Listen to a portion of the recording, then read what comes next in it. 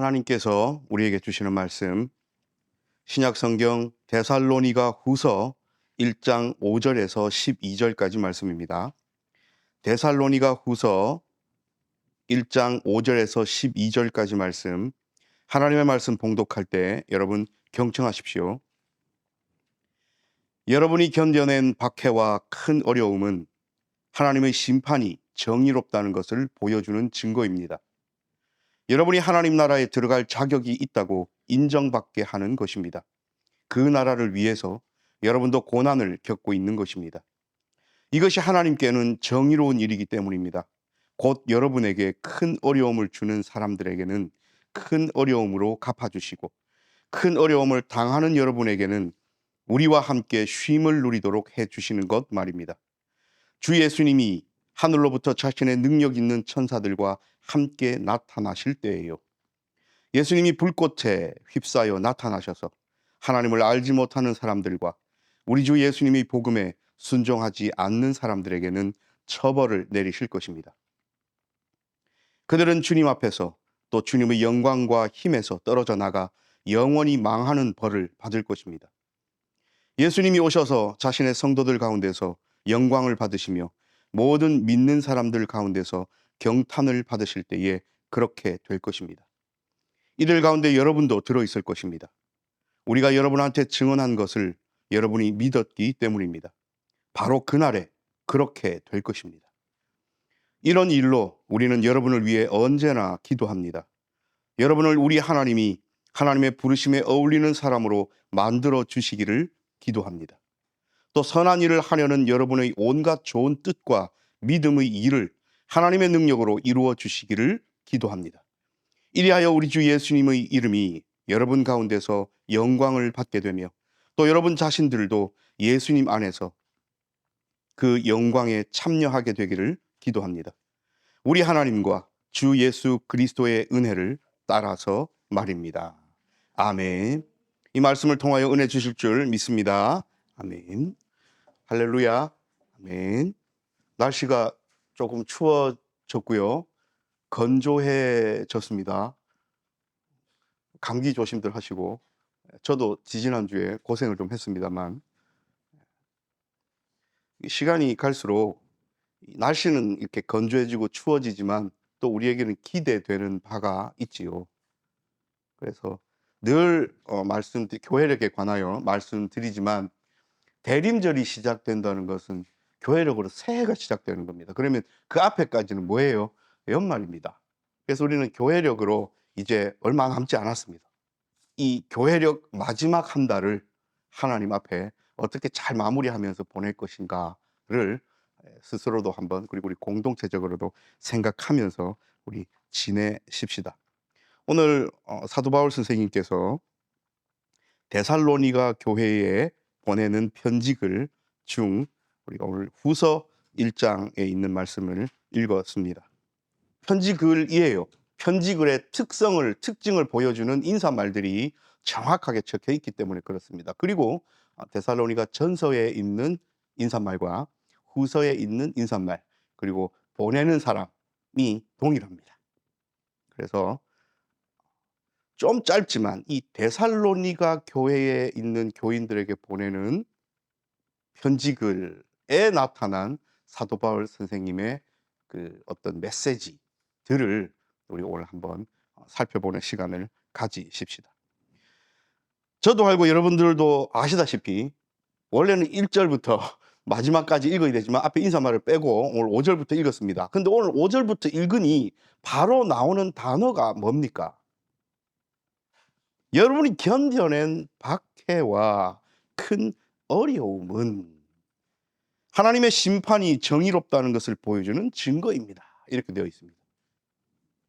말씀이 늘 그래요. 우리가 쉽게 생각하고 그냥 쭉 읽어 나가면 크게 뭐 거침이 없이 읽어 나가는 것 같지만, 이걸 좀 더 깊이 들어가고 곱씹고 하려다 보면 턱 걸려요. 그래서 많은 학자들이 이 부분에 뭐가 그럼 증거냐? 하나님의 심판이 의롭다, 하나님의 의로운 심판, 하나님의 정의로운 심판에 대한 증거가 뭐냐? 라고 질문을 하면 이제 쉽게 답이 안 나오는 겁니다. 데살로니가 교회 성도들이 받고 있는 그 박해와 어려움을 당하고 있는 그 고난이 있지요. 그 고난 자체가 하나님의 정의로운 심판의 증거입니까? 안 그러면 그렇게 고난 중에서도 이 사람들이 가지고 끝까지 버티고 있는 믿음을 가졌어요. 그렇죠? 그러니까 견디고 있잖아요. 견디고 있는 그 믿음이 그럼 하나님의 정의로운 심판의 증거입니까? 하나만 더 우리가 질문을 던지자면, 그러면 하나님 나라에 들어간다. 그럼 하나님의 정의로운 심판, 하나님 충성하고 믿음 지킨 자들은 하나님께서 상을 주시고 그러지 않은 자들은 벌 주신다는 것. 우리가 그냥 이렇게 이분법적으로 생각했을 때 하나님께서 그렇게 정의롭게 판결하셨다, 심판하셨다, 우리 이렇게 인식할 수 있잖아요. 그러면 또 이렇게 물을 수 있습니다. 하나님 나라에 합당한 자가 되기 위해서는 반드시 이런 고난과 박해와 어려움을 겪어야 되는가? 우리는 하나님 나라에 합당한 자들입니까? 하나님께서 우리를 초청하셔서 우리에게는 예비된 소망이 있습니까? 생명이 있습니까? 그럼 우리는 다 아멘으로 응답할 거예요. 그러면 우리 삶 가운데는 그렇게 예수의 이름 때문에, 덕분에 받는 박해와 어려움과 힘듦과 고난이 있습니까? 이 시기 초기 교회 우리의 신앙의 선배들처럼 생명의 위협을 느끼는 그런 일들이 우리에게 있습니까? 만약에 금방 앞에 했던 질문이 맞다면요. 하나님 나라에 합당한 자가 되기 위해서는 반드시 이런 고난이 있어야 된다 라고 질문한다면, 그래서 우리는 전체 맥락을 좀 알아야 돼요. 오늘 사도 바울 선생님께서 데살로니가에 있는 박해와 고난과 어려움 중에 있는 성도들에게, 제자들에게 이 편지를 보내시는 목적을 알아야 됩니다. 그냥 안부 인사하려고 보낸 것이 아니잖아요.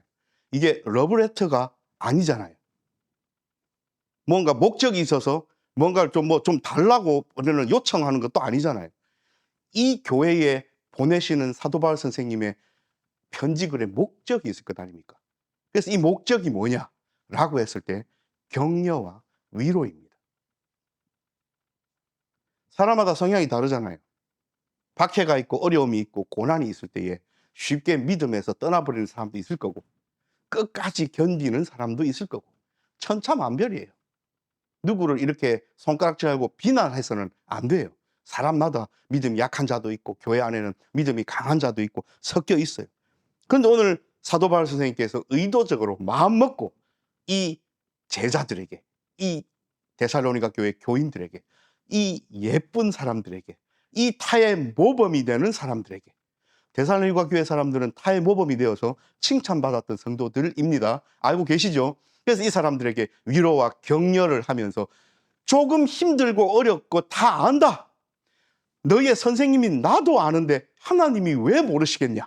라고 지금 격려하고 계신 거예요. 그래서 하나님 나라에 합당한 자가 되기 위해서 고난을 꼭 받을 필요는 없고, 여러분들이 받고 있는 그 고난 자체가 하나님 의로운 심판의 증거가 될 수도 없고, 또 견디고 있는 그 믿음 자체가 증거가 될 수는 없지만, 하나님께서는 이 힘들고 어려운 시기에 당신들이 지켜온 그 믿음 굳건히 잡고 있는 그 삶을 보시고 그 결과로서 하나님 나라에 합당한 자로 품어 안아주실 것임을 확실히 보여준다.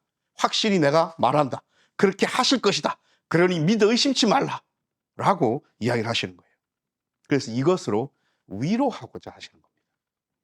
그래서 이것을 함축하면 아까 말씀드렸지만 그들의 현재 고난은 반드시 좋은 것으로 전환되어서 보상받을 거다라는 메시지와 동시에 그들을 아프게 한 자들도 똑같이 그들의 행위대로 벌 받을 거다라는 메시지를 전함으로써 이 데살로니가 교회 사람들이 이 편지를 받았을 때 좀 억울하잖아요. 눈물 나잖아요. 내가 믿음 지키고 살아가는데 이렇게 밖에 나갔다가 매를 맞고 들어와요. 이렇게 다른 사람들한테 말로 상처받고 육신적으로 상처받고 도망치듯 이렇게 쫓겨와서 이 인격의 이 훼손을 입고 자존심이 무너지고 이런 일들을 하는데도 불구하고 나는 이 믿음과 고난을, 이 고난 중에서 믿음을 지켜야 되나 라고 의심 있는 사람들도 있었겠지 않습니까? 오늘 사도 바울 선생님께서 하나님께서 다 보고 계시고 다 보상하실 것이고 너희를 아프게 하고 힘들게 하는 자들 다 벌 줄 거다라고 이야기를 하십니다. 이 편지글을 받는 데살로니가 교회 사람들을 위로하고 계신다는 것을 우리는 잊어서는 안 됩니다. 위로받는 데살로니가 교회 그 사람들의 마음을 우리의 마음이 되어서 한번 쳐다봐야 돼요. 내가 너무 힘들어요. 근데 누가 나를 아프게 해요. 근데 옆에 와서 네 아픈 것 하나님 다 보고 계시니까 언젠가는 아픈 것이 아름다운 것으로 기쁜 것으로 변환될 거야. 그러니까 희망을 가져. 얼마나 좋은 말입니까? 네한테 악담하고 너를 아프게 하고 너를 때리고 너를 힘들게 했던 그 사람들, 하나님께서 그 사람들도 보고 계실 거니까 그 사람들의 끝도 하나님께서 가만두지는 않으실 거야. 그러니 위로를 받아. 지금 이 말씀을 하고 계신 거예요. 그래서 7절에 보시면 이제 힘들고 어렵고 아픈 줄 아는데 장차 올 안식, 쉼을, 평안을 누리도록 해주는 것, 그것을 기대하라는 겁니다. 언제예요? 이제 드디어 주인공이 등장하십니다. 우리 예수님께서 천사들과 함께 불꽃 가운데 불꽃에 휩싸여 나타나셔서 하나님을 알지 못하는 자들, 예수님의 복음에 순종하지 않는 자들에게는 처벌을 내리실 거다 이야기하시는 겁니다. 하나님을 알지 못하는 자들과 예수님의 복음에 순종치 않는 자들은 똑같은 부류예요. 그래서 그 사람들은 그에 합당한 보응을 받을 겁니다. 고난이 있지만 끝까지 견디고 믿음 지킨 사람들은 그에 합당한 보상을 받을 겁니다. 라는 내용이에요. 자, 이렇게 되면 이 당시만 해도 임박한 종말론이었습니다. 예수님이 진짜 곧 오시리라고 생각되던 때였어요. 이렇게 그냥 인간의 시간으로 2000년이 흐를 줄은 모를 때였습니다. 그러니 이 데살로니가 교회 사람들은 사도 바울 선생님의 편지를 받고 어떤 마음이 들었겠습니까? 예수님 곧 오신다. 우리 조금만 견디면 된다.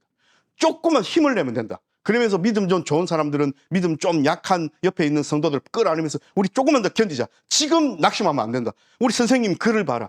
하나님께서 우리의 이 상황을 다 알고 계시고 예수님 오실 때 그냥 안 오신단다. 천군 천사 다 오셔가지고 불꽃에 휩싸여서 하나님을 알지 못하는 자들, 예수님의 복음에 순종치 않는 저 사람들, 우리를 아프게 하고 괴롭게 하는 저 사람들도 그들의 행위대로 보응을 받을 거고 벌을 받을 거고 처벌을 받을 거고 우리에게는 예비된 것 우리 받을 거니까 견디자.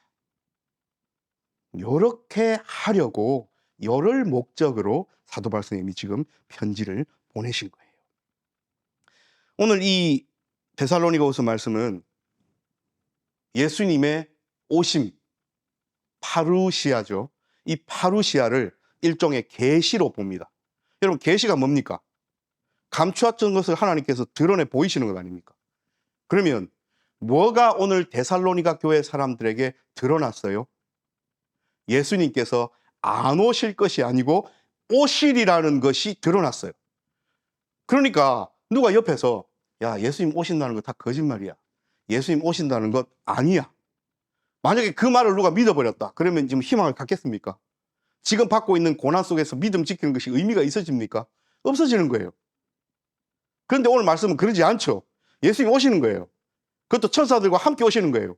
불꽃에 휩싸여 오시는 거예요. 순종치 않는 자들에게 벌도 주시고 믿음 지킨 자들에게는 상도 주실 그분이 오신다는 거예요. 자, 이것이 확실하게 믿음으로 자리 잡은 사람들, 즉 파루시아라는 계시가 삶 속에 들어온 사람들. 우리 공부할 때의 워딩으로 보면 문턱을 넘어서 들어가 버려서 오실 그분의 펼쳐진 상황을 알아버린 사람들은 고난을 감내할 수 있겠죠. 견딜 수 있겠죠. 그리고 경거망동하지 않겠죠. 정말 견디기 힘들어도 이를 악물어 보겠죠. 그런데 왜 이 부분이 계시라고 어떤 학자들이 이야기를 하냐면 감추어져 있는 것이 드러나서 알 수 있는 사람들에게는 계시가 되지만 그것이 드러나지도 않고 모르고 깨닫지 못하는 사람들에게는 모르는 일 아닙니까? 다시 말씀드리면 복음에 순종하지 않는 자들, 하나님을 모르는 자들은 파루시아를 알 수 있습니까? 모릅니까? 모르는 거예요. 예수님이 오신다는 그 사실 자체를 모릅니다. 예수님이 오신다는 파루시아 자체를 인식조차 못합니다. 그러니까 괴롭히는 거예요. 그러니까 자기의 권력을 휘두르는 거예요. 그러니까 경거망동하는 거예요. 그러니까 마음대로 하는 거예요. 10절에 이렇게 이야기를 합니다. 여러분 보시면 10절까지로 이렇게 나누고 11절, 12절은 기도거든요. 그 10절의 끝에 이렇게 예수님께서 오실 거다. 그럼 오셔서 우리 중에 믿음이 아무도 없어요. 우리 지지난주 설교 보면 내가 믿음을 보겠느냐 하셨잖아요. 만약에 왔는데 그 누구도 고난에 져버리고 힘듦과 어려움에 넘어가 버리고 예수님의 파루시아를 인식하고 있음에도 불구하고 내 삶에 그게 중요한 것이 아니라고 생각되어서 그냥 배교해버리고 믿음을 져버렸다. 그래서 믿음이 없다. 근데 예수님 오신 거예요. 약속대로. 그럼 이 세상에서 믿음 있는 사람이 없어요. 그러면 예수님이 영광 받으십니까? 못 받으십니까? 예수님 영광 못 받으시죠. 예수님이 영광스러우심은 맞는데 믿음 없는 거기에서 예수님 무슨 영광을 받으십니까? 믿음 가진 사람들이 예수님 오심을 기대했고 그것이 파루시아로 이루어졌을 때에 약속대로 오셨군요. 찬양받옵소서 하면서 예수님이 영광을 받으신 것 아닙니까? 그 말이에요. 그래서 예수님이 오셔서 자신의 성도들 가운데서 영광을 받으시며 모든 믿는 사람들 가운데서 경탄을 받으실 때에 그렇게 될 겁니다. 이들 가운데, 즉 예수님께 영광을 돌리는 사람들 가운데, 경탄하는 사람들 가운데 여러분도 있을 겁니다. 있을 겁니다라고 딱 이야기하는 것은 더 무서운 말씀이잖아요. 있어야 한다. 끝까지 믿음을 지켜라. 이 말씀이잖아요. 그래서 그 영광 가운데 예수님과 더불어 함께 있으라고 권면하고 계십니다. 그러면서 오늘 사도 바울 선생님이 진짜 하시고 싶은 말씀을 기도로 바꿔서 이야기를 하십니다. 하나님의 부르심에 어울리는 사람들이 되게 해주십시오. 기도합니다. 데살로니가 교회 사람들이 하나님의 부르심에 합당한 어울리는 사람들이 되게 해주십시오. 기도합니다. 이들이 하는 모든 하나님의 일 사역들이 하나님의 능력으로 이루어지기를 기도합니다. 예수님의 이름이 우리 가운데 영광 받으시기를 기도합니다. 그리고 그 영광에 우리가 참여하기를 기도합니다. 이렇게 11절 12절에 기도합니다. 여러분 좀 멋지지 않습니까? 사도 바울 선생님이 멋진 분이에요. 데살로니가 교회 교인들에게 편지를 쓰는데 격려를 해요. 위로를 해요. 도닥여줘요. 근데 솔직히 말씀드리면 누가 더 박해와 환난과 고난 가운데 있습니까? 선생님이에요. 자기 자신을 위해서 하나님 앞에 부르짖어도 모자랄 판에 데살로니가 교회 교인들을 향하여 이런 기도를 하고 계셔요. 우리는요, 우리 몸 하나 상하고 우리 마음 하나 다치면 그냥 오롯이 거기에 집중해 버립니다. 왜냐면 죽겠거든요. 우리는 삶의 여유가 잘 없는 것 같아요. 오늘 사도 바울 선생님 보십시오. 자신이 받는 환난과 고난과 고통과 박해가 비교할 수 없을 만큼 큼에도 불구하고 데살로니가 교회 사람들에게 하나님 이 사람들이 하나님의 부르심에 어울리는 사람들이 되게 해주시고 하나님의 능력으로 이들이 하는 일이 이루어지기를 원하며 이들을 통하여 하나님 영광 받으시고 하나님 영광 받으실 뒤에 이들도 함께 있기를 원합니다라고 이렇게 멋진 워딩으로 기도할 수 있는 여유는 어디서 올까요? 확신하신단 말입니다. 알고 계신단 말입니다. 아까 위로하는 부분에 보상을 받는다 했을 때 7절을 다시 읽어볼게요. 큰 어려움을 당하는 여러분에게는 쉼을 누리도록 해주시는 것 말입니다. 제가 일부러 단어 2개를 뛰어넘어갔어요. 뭐가 빠졌습니까? 우리와 함께. 사도 바울 선생님은 실제로는 환난과 박해와 고난 가운데 있지만 하나님께서 허락하시는 쉼, 안식, 평안을 누리고 있습니까? 못 누리고 있습니까? 누리고 계시다는 거예요. 멋진 분 아닙니까? 정말 엄청난 분 아닙니까? 그러므로 여러분, 사도 바울 선생님은 현실에 매몰되지 않았어요. 그러니까 그 어려움에 함몰되어서 힘들다, 어렵다, 빡시다, 죽겠다 하지 않았어요. 또 거꾸로 지금 받는 환난은 제껴버리고 무슨 진통제에 맞은 것처럼 이 고통을 그냥 억지로라도 잊고 저 하나님의 영광만 바라보면서 저 세상 저 세상, 천국, 얼른 이거 이렇게 하시지도 않았어요. 물론 힘들고 어려울 때 하늘에 있는 장막집에 얼른 가기를 바라셨지만 오늘 이 상황은 나 혼자만의 그런 것이 아니라 데살로니가 교회라는 교회 공동체 사람들이 나와 비슷한 상황적인 시대적인 박해 속에 있는데 나야 빨리 천국 가고 싶지. 근데 이 사람은 어떻게 해야 될까? 라는 것에서 하나님께서 내가 지금 누리고 있는 이 안식처럼 여러분들도 우리와 함께 하나님 주시는 그 쉼을, 안식을 누려야 하고 누리십시오. 라고 이야기를 하는 겁니다. 여러분, 스스로 안식하고 평안하고 쉼을 누리지 못하는 사람이 쉬십시오, 평안하십시오 하는 것만큼 멍청한 일이 어디 있습니까? 오늘 사도 바울 선생님은 그러지 않았어요. 오늘 사도 바울 선생님은 예수님께서 오시리라는 것, 오셔서 정의로운 심판으로 우리에게 올바르게 행하시리라는 것, 고난 가운데 믿음 지키고 살아간 사람들에게 보상하시리라는 것, 하나님께 순종하지 않고 하나님을 모르는 자들을 향하여서 응당한 보응을 하시리라는 것에 대한 확신을 갖고 데살로니가 교회 사람들에게 편지를 보내고 계시는 겁니다. 그래서 사도 바울 선생님은 오늘 데살로니가 교회 사람들에게 이렇게 말씀하시는 거예요. 오늘 말씀의 제목처럼 어려움과 영광 사이로 걸어가는 삶을 살라는 거예요. 하나님을 모르는 자들은 영광이 뭔지 모릅니다. 즉 예수님께서 이 땅에 오심이 뭔지를 모릅니다. 오셔서 영광스럽게 된다는 것이 무슨 의미인지를 몰라요. 그러니까 그 영광을 제껴두고 자기가 잘 나가는 것 같다, 이 세상의 삶을 잘 살아가는 것 같다, 고통과 고난이 없다, 그러면 교만해집니다. 자기가 잘나서 그럽니다. 그러다가 삶의 어려움과 힘듦이 닥친다, 그러면 낙심하고 절망하기가 쉽고 우울해지고 털썩 주저앉고 그렇게 살아가는 거예요. 오늘 사도 바울 선생님은 경거망동하고 교만하지도 말고, 그렇다고 그 힘듦과 어려움에 너무 함몰되어서 주저앉지도 말고, 지금 사실 힘들지만 오실 예수 그리스도를 생각하면서 그 사이에 있는 길을, 균형을 잡고 잘 걸어 나가되 건강하게 걷기를 바라십니다. 왜요? 자신이 지금 그렇게 걷고 있거든요. 그리고 그 사도 바울 선생님이 그렇게 걸어갔던 길은 누구를 보고 따라하고 있는 겁니까?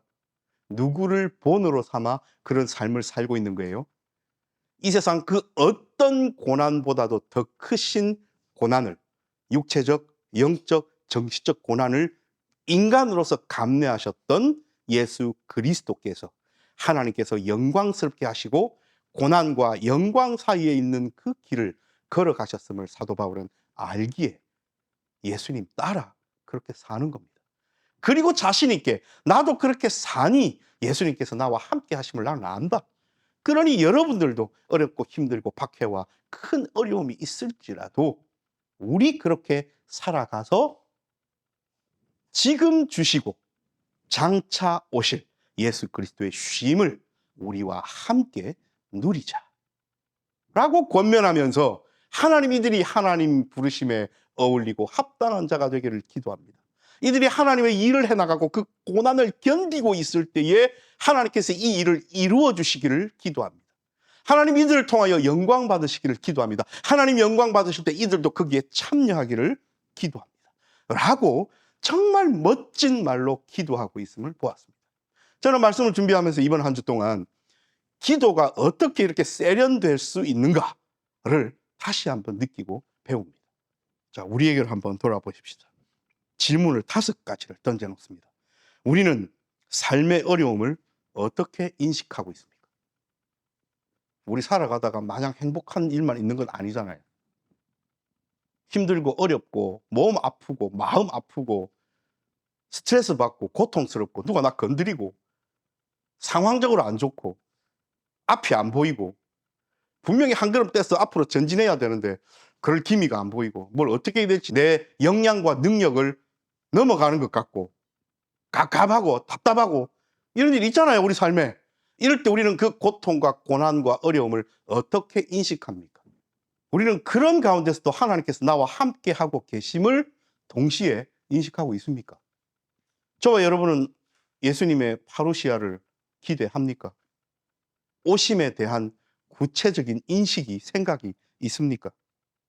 그리고 나의 일상의 삶 가운데, 그리고 신앙생활 가운데 하나님께서 영광 받으시기를 원하는 삶을 살아가고 있습니까? 아니면 그냥 살아갑니까? 하나님께서 우리 공동체와 나 개인을 통하여 영광 받으실 때 나도 그 영광에 참여하기를 간절히 바라는 마음이 내게 있습니까? 이런 질문들이 데살로니가 교회에 보내는 편지 글에서 나온다는 겁니다. 우리 교회력으로 2025년 한 해를 잘 마무리하면서 그 마무리하는 이 마지막 주간, 이 월이 달이 되었어요. 사실 지난주가 공식적으로는 종교개혁 기념주일이었는데 사실 날짜를 보면 10월 31일이 그저께잖아요. 그래서 지난 주일보다는 오늘이 더 가까워요. 종교개혁가들은 무엇을 바라보았을까요? 늘 쓰는 예시지만 마틴 루터께서 도저히 못 보겠다. 이건 너무 아니다. 이건 그냥 두고 볼 수가 없다. 이건 너무 잘못됐다. 이것은 성경적이지도 않고 은혜롭지도 않고 이건 하나님과 전혀 관계없다. 이 사람들이 하고 있는 이 행동들이. 그래서 반박문을 자기가 사역하는 교회 문에다가 붙였습니다. 그리고 나서 마틴 루터는 어떻게 됐습니까? 사제직에서 잘렸어요. 그리고 지금 우리로 치면 주민등록이 말소되었습니다. 시민권을 박탈했습니다. 수찬 정지를 당했고요. 성찬에 참여를 못한다. 뭉뚱 들이면요 사람 취급을 못 받았습니다. 그래서 루터는 누가 자기를 죽일까봐 겁이 나서 친구가 구해줘가지고 성에 가서 숨어서 몇 년을 살았습니다. 고난이죠. 어려움이죠. 고통이죠. 그러니까 여러분. 그런데 루터는 뭘 받습니까? 루터는 영광을 어디서 발견했냐면 예수 그리스도의 십자가에서 발견하려고 애썼습니다. 자기의 몸과 상황은 사람 취급을 못 받는 도망자 신세였지만 예수님을 바라봤어요. 종교개혁자들은요 어려움과 영광 사이를 걸을 줄 아는 사람들이었습니다. 여러분 그런 삶을 살리라 작정하고 살아가면 이 삶이 편안하지가 않아요. 어려워요. 힘들어요. 우리 대구 사투리로 빡셔요. 그런데 우리가 늘 평안한 것, 내 몸이 편안한 것, 속 시끄럽지 않은 것, 스트레스 받지 않는 길만을 걸어가려 한다면 우리는 도대체 어떤 길을 걸어가야 됩니까? 고난 한가운데로 걸어가면 힘들어서 절망할 거고 그 고난을 비켜가려면 도대체 우리는 어느 길로 가야 됩니까? 갈 길이 없어요. 그러니 어느 한 곳에 주저앉아서 영광도 안 받을 거고 고난을 안 받을 거고 이렇게 안이한 삶을 혹시 살아가고 있지는 않습니까? 그래서 지난주 묵상하면서 종교개혁자들의 그 사이로 걸어가기, 반석이 빗된 교회가 그 사이로 어떻게 하면 걸어갈까? 목사인 나는, 우리 성도들은 하나님께서 이해하시고 원하시고 사도 바울을 통하여 말씀하신 그 사이길을 어떻게 걸어갈 건가를 깊이 생각하면서 이 교회력 한 달 마지막 이 연말을 보내야 되지 않을까? 우리 올해 표어가 하나님께 더 가까이 가는 것인데 하나님께 더 가까이 가는 길은 어려움과 고난과 영광 사이로 걸어가는 길임을 잊지 않아야 합니다. 하나님께서 오늘 우리에게 그 말씀을 주시는 거예요. 사랑하는 여러분, 이번 한 주간 동안 삶의 어려움이 있을 때 우리가 어떻게 인식할 건가? 하나님이 나와 함께 하심을 나는 아는가? 예수님의 이 땅에 오셔서 정의로운 심판으로 우리를 판단하시리라는 것을 나는 믿고 알고 기대하고 있는가? 우리의 삶 가운데 하나님께서 영광 받으시기를 그리고 나도 그 영광에 참여하기를 간절히 바라는 삶을 살아가는가? 우리 스스로에게 물으십시다. 동시에 하나님께서도 누가 그렇게 자기 자신에게 질문하고 또 그 질문대로 힘내어서 그 사이의 길을 지혜롭게 하나님 손잡고 동행하며 걸어갈 줄 아는가 바라보고 계십니다. 기도합니다.